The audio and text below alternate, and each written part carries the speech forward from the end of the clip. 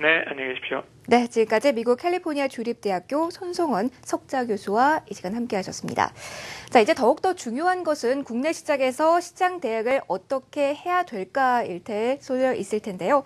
오늘 스튜디오에 대신증권 조윤남 리서치센터장 함께 하도록 하겠습니다. 자, 센터장님, 안녕하세요. 안녕하십니까. 안녕하세요.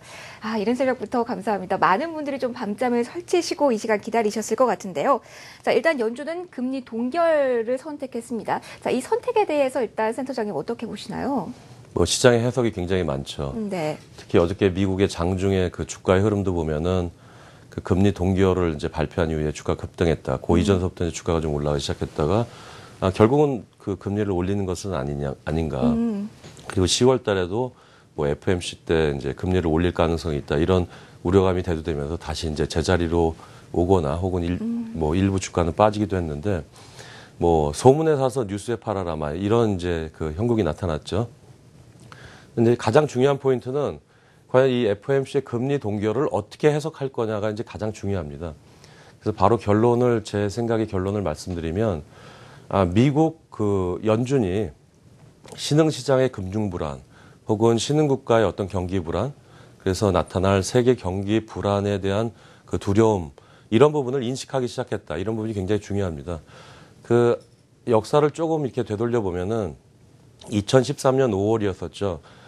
버냉키가 그 테이퍼링을 할 수도 있다라는 테이퍼링 텐트럼 그런 얘기를 하면서 이제 신흥시장 주가가 급락을 해요.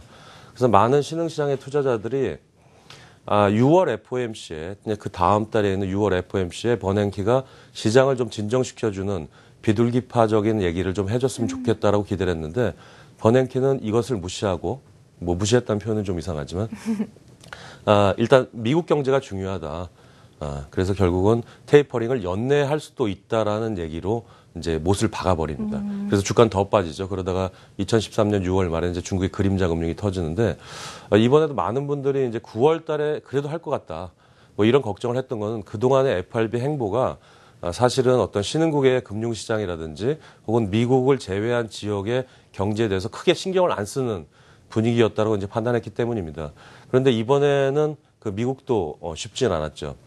왜냐하면 8월 이후에 미국 주가도 급락을 했었고, 그다음에 최근에 월간 데이터들 보면은 소비 심리라든지, 그다음에 제조업 경기에 대한 심리 이런 부분들이 급락하면서 미국 경제도 자유롭지 않다.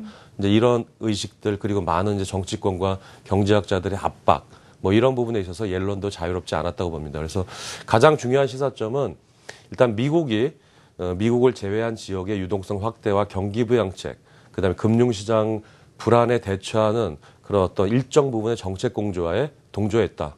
예, 정책 공조화의 의미로 전 좀 낙관적으로, 그러니까 주식시장에서는 아주 긍정적인 호재로 전 해석하고 싶습니다. 네, 일단 긍정적으로 시장을 보셨는데요. 네. 그렇다면 장기적으로는 어떻습니까? 통화 정책과 관련한 불확실성은 안고 갈 수밖에 없는 구간일 텐데요. 글쎄요, 이제 이번 그 FOMC의 금리 동결 결정이 많은 시장에 이제 반대 해석이 있을 텐데, 많은 분들이 이런 말씀을 하셨어요. 9월 달에 금리 인상을 안 하면 불확실성이 그대로 남아있기 때문에 시장이 좋지 않다. 그것은 이제 하루나 이틀짜리일 거라고 저는 생각하고 있고요. 이것은 시장과 소통하는, 신흥시장의 불안과 소통하는 굉장히 좋은 재료다라고 저는 생각을 합니다. 결국은 해놓은 얘기가 있기 때문에 올 12월 달에는 금리 인상을 할 거라고 보고 있는데, 그 전까지 불확실성이 계속 남아있다고 생각하고 싶지는 않고요. 그 다음에 내년도에 이제 금리 인상의 속도란 부분에 있어서는 이번 FOMC 결과로 보면 변화는 없어요. 그렇지만 그것 또한 경기 상황에 맞춰서 속도가 지금 예상한 것보다는 훨씬 더 금리 인상의 속도가 늦어질 수 있다고 생각합니다. 다시 한번 말씀드리면 가장 중요한 포인트는 미국이 글로벌 금융시장의 불안에 대해서 신경을 썼고 시장이 원하는 그런 답을 줬다라고 저는 생각합니다. 시장의 센티멘트가 얼마나 빨리 바뀌었었냐면 거의 한 8월 말서부터도 9월 금리 인상에 대한 의견들은 이렇게 절반을 넘지 못했었어요. 그렇지만 시장의 전문가들이 얘기하는 부분은 그것보다 훨씬 더 9월 금리 인상론이 강했죠. 대략 한 2주 만에 급격하게 센티멘트가 바뀌었다고 생각하고 있거든요. 9월 초반에 보면은 미국의 8월 고용 동향, 8월 월간 데이터가 중요하다. 사실은 미국 연준이 의사결정을 하는데 월간 데이터 한 포인트가 그렇게 중요할 리는 없습니다. 그런데 시장이 이제 그런 식으로 이제 얘기를 몰아가면서 뭐 고용 동향이 약간 그 슬로우해졌다고 하지만 여전히 좋은 고용 상태를 보여주고 있고요. 그래서 금리 인상론이 굉장히 그 힘을 받고 있는 상황이었었죠. 그러니까 결국은 연준이 시장과의 소통을 하기 시작했다라는 점에 긍정적인 네네. 방점을 두셨는데요.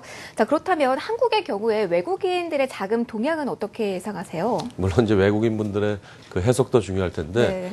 그 최근 며칠 동안 또 외국인 매수세가 좀 들어오지 않았습니까? 맞습니다. 네. 이런 외국인 매수세가 좀 이어질 것으로 좀 낙관하고 있습니다. 그러면은 단기적으로는 호재성 재료다라고 오늘 이야기를 보시는 거죠? 예, 그렇습니다. 이제 코스피가 거의 이제 2000선 근처에 다가가고 있는데 네. 추가적인 어떤 반등이 가능할 것으로 믿고 있고요. 뭐 어차피 뭐 10월 달에도 할 가능성이 있고, 근데 아까 교수님 말씀하신 것처럼 저도 10월 달의 가능성은 굉장히 적다라고 생각합니다.